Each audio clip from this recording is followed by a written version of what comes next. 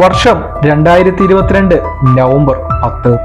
അഡ്ലൈഡിന്റെ മണ്ണിൽ ഇന്ത്യൻ കണ്ണീർ വീണ ദിനം. തോൽക്കാൻ മനസ്സില്ലാത്ത നീലക്കുപ്പായക്കാർ ഇംഗ്ലീഷ് പടയ്ക്ക് മുന്നിൽ വീണു. അന്ന് പലരും ആവർത്തിച്ചത് അത്രമാത്രമായിരുന്നു, ഒന്ന് പൊരുതി തോറ്റിരുന്നെങ്കിൽ. നാണക്കേടിന്റെ 10 വിക്കറ്റ് തോൽവി ഇന്ത്യൻ ക്രിക്കറ്റിനെ ഈ 2 കൊല്ലം വേട്ടയാടി. ഗയാനയുടെ മുകളിൽ തളം കെട്ടിയ മേഘപടങ്ങളിൽ നിന്ന് പെയ്തിറങ്ങിയ തോരാമഴയ്ക്ക് ശേഷം ടോസിന്റെ ഭാഗ്യം ബട്ട്ലറെ തേടിയെത്തി.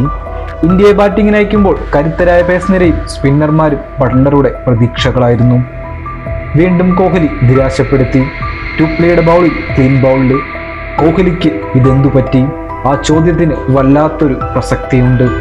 രോഹിത് ഓസ്ട്രേലിയക്കെതിരെ എവിടെ നിർത്തിയോ അവിടെ നിന്ന് വീണ്ടും തുടങ്ങി. പന്ത് വന്ന പോലെ മടങ്ങി. രോഹിത്തും സൂര്യയും പതിയെ ഇന്ത്യൻ സ്കോർ ബോർഡ് ചലിപ്പിക്കുന്നു. വീണ്ടും വില്ലനായെത്തിയ മഴയിൽ മത്സരം നിർത്തിവെക്കുമ്പോൾ ഇന്ത്യൻ സ്കോർ 8 ഓവറിൽ 65-ന് 2. മഴ മാറി മാനം തെളിഞ്ഞപ്പോൾ സ്കൈയും രോഹിത്തും ഇന്ത്യൻ സ്കോറിങ്ങിന് വേഗത കൂട്ടി. എന്തുകൊണ്ടാണ് താൻ ലോക 1-ാം നമ്പർ ബാറ്റ്സ്മാൻ എന്ന് അയാൾ പറയാതെ പറഞ്ഞൊരു ഇന്നിങ്സ്.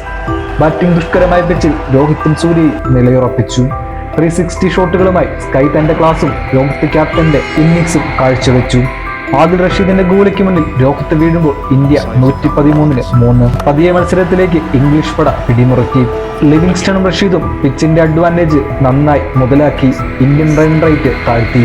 അവസാന ഓവറുകളിൽ വെടിക്കെട്ട് തീർത്ത ഹാർദിക്കും ജഡേജയും അക്ഷറും ചേർന്ന് ഇന്ത്യയെ 171 എന്ന ഭേദപ്പെട്ട നിലയിലെത്തിച്ചു.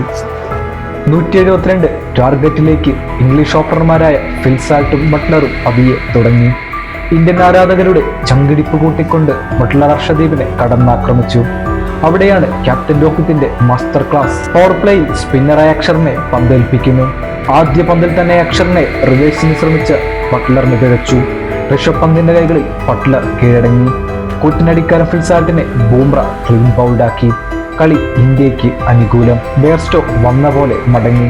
ഇംഗ്ലണ്ട് പ്രതിരോധത്തിൽ. മോയിൻ അലിയും അക്ഷറിന് മുന്നിൽ പിടിച്ചു നിൽക്കാൻ കഴിയാതെ മടങ്ങുന്നു. കുൽദീപിന്റെയും അക്ഷറിന്റെയും കുത്തിത്തിരിയുന്ന പന്തിന് മുന്നിൽ പരീക്ഷണത്തിന് മുതിർന്ന ഇംഗ്ലീഷ് താരങ്ങൾ ഓരോരുത്തരായി പവലിലേക്ക്.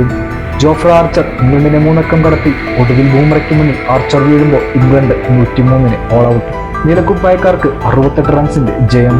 കുൽദീപും അക്ഷറും 3 വിക്കറ്റുകളുമായി ഇംഗ്ലണ്ടിന്റെ നടുവൊടിച്ചപ്പോൾ ബാറ്റിംഗിലും ബോളിംഗിലും ഫീൽഡിംഗിലും ആധികാരികമായിരുന്നു ടീം ഇന്ത്യ.